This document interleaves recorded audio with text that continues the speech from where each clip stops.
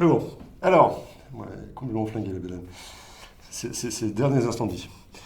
Alors bonjour, alors aujourd'hui on est avec Marion Berthelet de la société Cognidia, qui va nous en dire un petit peu plus, pour une interview banane. Alors je rappelle, l'interview banane, c'est l'interview, le seul interview où on peut manger le micro à la fin, parce que le micro c'est la banane. Voilà, alors bonjour Marion. Bonjour. Alors tu fais des... Alors tu m'as dit que tu avais un master en sciences cognitives, mais c'est quoi les sciences cognitives pour quelqu'un qui ne connaît pas? Les sciences cognitives, c'est la compréhension du cerveau animal, humain et artificiel. Ah d'accord, donc moi, j'ai tendance à dire toujours qu'on est les humains, on est des animaux pas très malins, mais on n'est quand même pas des machines. Donc on est en plein dans le sujet là. Effectivement. Ok. Et alors, et Cognidia, donc vous faites quoi chez Cognidia? Alors, la proposition de valeur de Conidia, c'est de mobiliser ce qu'il y a de meilleur dans les équipes en vulgarisant les sciences cognitives pour le milieu de l'entreprise. Donc, concrètement, accompagner les équipes avec des thématiques sur l'intelligence collective, le management, la relation client, mais tout avec un regard sur les sciences cognitives et d'un point de vue comportemental, comment marche le cerveau, pour faciliter ces thématiques de management ou de relation client.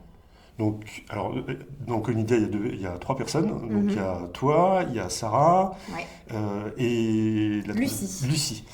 Et Lucie, donc vous êtes experte en sciences cognitives et vous apportez l'expertise sciences cognitives à l'entreprise. Effectivement. Alors, dans le contexte, on est à la fabrique de chez Firalp. Et aujourd'hui, on était dans une session de co-création et de co-conception avec Firalp. Et alors, moi, il y a un exemple que tu as sorti sur. Alors, le mot, il est un peu compliqué, mais je vais te laisser parler là-dessus. Alors, ce que j'ai expliqué tout à l'heure, c'est que notre cerveau cherche à incarner les croyances qu'il a de lui-même. Donc, dit comme ça, c'est assez flou. Oui, c'est compliqué, hein. Voilà. Et donc, si je donne un exemple, c'est-à-dire que si on se persuade, par exemple, d'être nul en maths, eh ben, inconsciemment, tous nos comportements vont être dirigés pour effectivement être en échec en mathématiques. Par exemple, un enfant qui n'aime pas les maths va se dire bah, j'aime pas les maths et je suis nul. Donc inconsciemment, il va porter moins attention à ses devoirs. Il va peut-être moins écouter en classe, mais de manière inconsciente, puisque bah, de toute façon, je suis nul, ça sert à rien les maths. Et donc, in fine, il va se mettre lui-même en échec. Et en fait, c'est d'un point de vue d'une cohérence cérébrale, comme on est persuadé d'une chose, il faut forcément qu'on l'incarne. Et D'accord. donc, ça peut être limitant. On peut avoir des comportements qui nous limitent, qui nous conditionnent.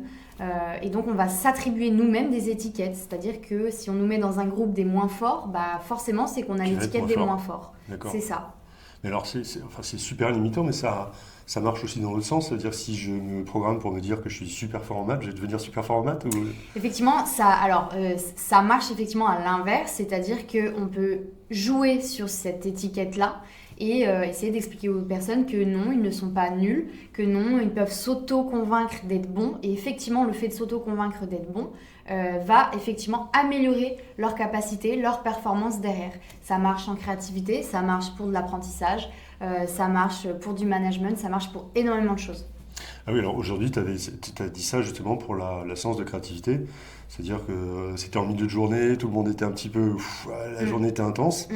Et puis tu as dit, bah non, vous programmez pas à dire que vous n'allez pas arriver, c'était de dire, bah ça va bien se passer. C'est comme ça que tu l'as introduit ou... Effectivement, c'est vrai qu'on fait aussi des formats d'ateliers de séances de créativité et souvent on a des personnes qui ne sont pas habituées à faire des séances de créativité et qui nous disent mais de toute façon moi je suis pas créative, je suis nulle, ça sert à rien, je vais pas réussir à donner des idées. En fait l'idée c'est de désensibiliser et d'expliquer que bah en fait si, ils sont créatifs, qu'il suffit juste qu'ils se le disent à eux-mêmes et ils vont l'être. Et effectivement il y a des études qui montrent en créativité que quand on se met l'étiquette de vous êtes créatif, il y a plus d'idées qui sont données et des idées plus performantes, plus pertinentes pour répondre aux solutions auxquelles on cherche à répondre, quoi. Ouais, donc vous avez compris, si vous voulez devenir créatif, il faut appeler Marion, c'est ça? C'est ça C'est qu'ils vont te ça, dire, hein. entre autres, ouais, effectivement. D'accord. Et Effectivement. puis, si vous découvrez les activités de Cognidia, ça se passe dans les commentaires en dessous. Et n'hésitez pas à aller regarder ce qu'ils font, parce que là, c'était juste un petit échantillon de sciences cognitives, mais nous, on est partants avec Safe Trooper, on utilise ça dans notre métier, et j'ai eu la chance d'avoir une experte avec moi. Donc, merci beaucoup, Marion. Merci à toi. Et puis, bah, à très bientôt donc, sur le domaine de la science cognitive et de la créativité. Merci. Bonne journée. Bonne Au journée. revoir. Au revoir. T'as gagné une banane. Top.